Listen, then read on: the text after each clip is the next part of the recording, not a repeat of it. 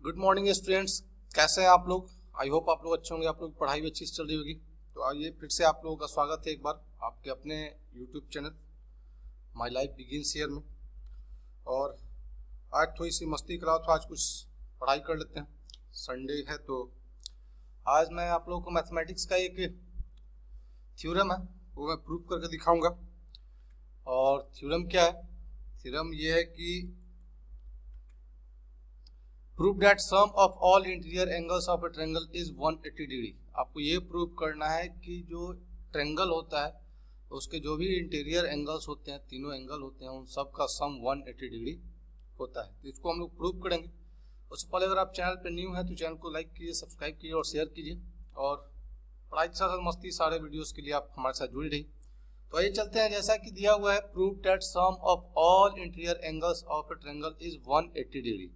यानी सबसे पहले हमको एक ट्रायंगल लेना होगा। तो हम यहाँ पे एक ट्रायंगल ले लेते हैं ए बी सी। हमने एक ट्रायंगल ले लिया है ए बी सी। अब ट्रायंगल के ऊपर हम क्या करते हैं, एक लाइन ले लेते हैं, स्ट्रेट लाइन ले लेते हैं, जिसमें हमारा डी जो है वो लाइन सेगमेंट है। एल हमारा ये लाइन है जिसमें डी उस पे लाइन सेगमेंट है। और वहां पे कुछ एंगल बन रहे हैं, देखिए एंगल 1 2 3 4 5, ये नाम यहाँ पे दे दिया गया है।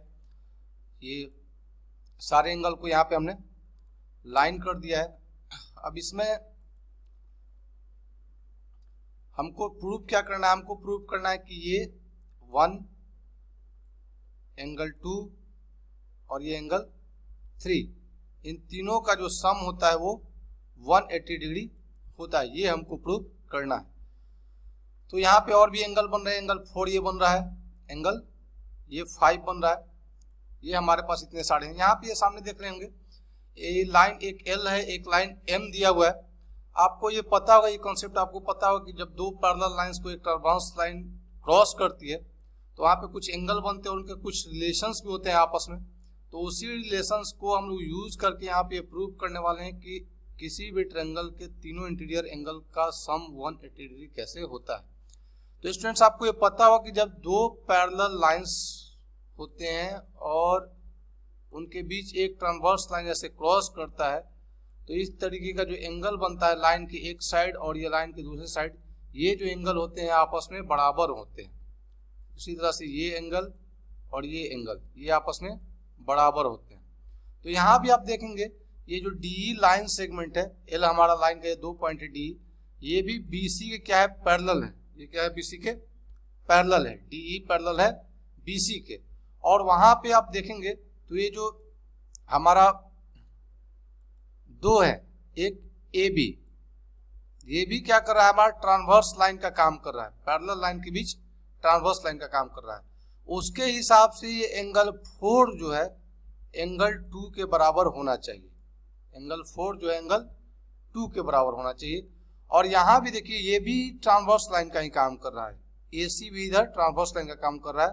तो उस हिसाब से एंगल 5 जो है एंगल 3 के बराबर होना चाहिए, जैसा कि अभी हमने बताया इस पैरेलल लाइन के कॉन्सेप्ट में। तो यहाँ भी सेम कॉन्सेप्ट है। तो यहाँ पे एंगल 4 जो है एंगल 2 के बराबर होगा और एंगल 5 जो होगा एंगल 3 के बराबर होगा। कैसे बराबर होगा, तो एक अल्टरनेट एंगल से। कैसे बराबर होगा, अल्टरनेट एंगल से। यहाँ देखिए एंगल 4 बराबर एंगल 2 और एंगल 5 बराबर एंगल 3, तो ये आपस में बराबर है। अब हम आगे क्या करते हैं, इक्वेशन 1 और 2 हमारा है मिलता है, हम दोनों इक्वेशन को जोड़ देते हैं। जब दोनों इक्वेशन को आपस में जोड़ते हैं तो हमारा मिलता है angle 4 plus angle 5, angle 4 plus angle 5 इधर और एंगल 2 प्लस एंगल 3 इधर। अब इसमें हम क्या करते हैं स्टूडेंट्स, हमारा जो इक्वेशन 3 हो गया, हम इसमें दोनों में, इसके लेफ्ट साइड और इसके राइट साइड दोनों में हम एंगल 1 को ऐड कर देते हैं। क्योंकि दोनों साइड एंगल 1 ऐड करेंगे तो कोई दिक्कत नहीं है, क्योंकि कॉन्सेप्ट होता है कि आप जो भी ऐड कर रहे हैं या सब्ट्रैक्ट कर रहे हैं वो इक्वेशन में दोनों साइड कीजिए ताकि इक्वेशन बैलेंस बना रहे। अपनी मर्जी से आप एक्स्ट्रा कुछ नहीं कर सकते। बैलेंस रहेगा तो कोई दिक्कत नहीं, वो तो ऐसे ही क्रॉस खत्म हो जाना, कट जाना है। तो हम अगला क्या करते हैं, दोनों में इक्वेशन 3 में दोनों साइड क्या करते हैं, हम 1 को ऐड करते हैं। जब हम 1 को ऐड करते हैं स्टूडेंट, तो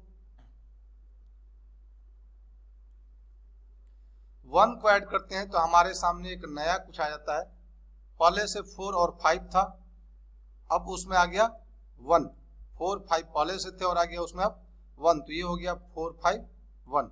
और यहाँ 2 और 3 पहले से था, अब हो गया 2 3 1, ये 4 5 1, ये वाला एंगल है, ये 4 5 1।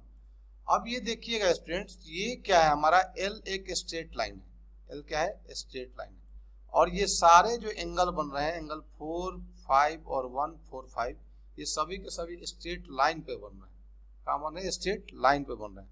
और आपको अगर याद होगा तो एक स्ट्रेट लाइन पे जो सारे एंगल बनते हैं उन सबका सम होता है 180 डिग्री, यानी हम उस हिसाब से लिख सकते हैं angle 4 plus angle 5 plus angle 1 equal to 180 degree, क्योंकि L एक क्या है स्ट्रेट लाइन है, तो लीनियर पीरियड जो होता है वो एक ही स्ट्रेट लाइन पे बने हुए सारे एंगल का सम जो होता है 180 डिग्री होता है। तो यहाँ पे हो गया 180 डिग्री।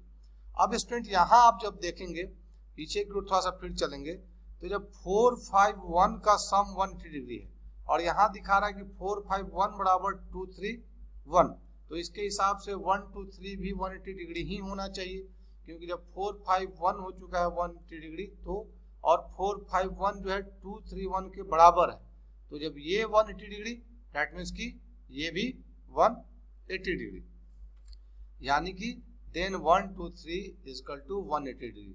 और 1 2 3 आपका क्या है, तो 1 2 3 आपका स्टूडेंट्स है ये ट्रायंगल का एक एंगल, ट्रायंगल का ये दूसरा एंगल और ये ट्रायंगल का तीसरा एंगल, तो एंगल 1 एंगल 2 और एंगल 3, तो 1 2 3 का एंगल कितना आ गया 180 डिग्री। हमको प्रूफ क्या करना था, प्रूफ हमको यही करना था sum of all interior angle of a triangle is 180 degree, तो यहाँ पे ये प्रूफ हो जाता है कि sum of all angles of a triangle is 180 degree.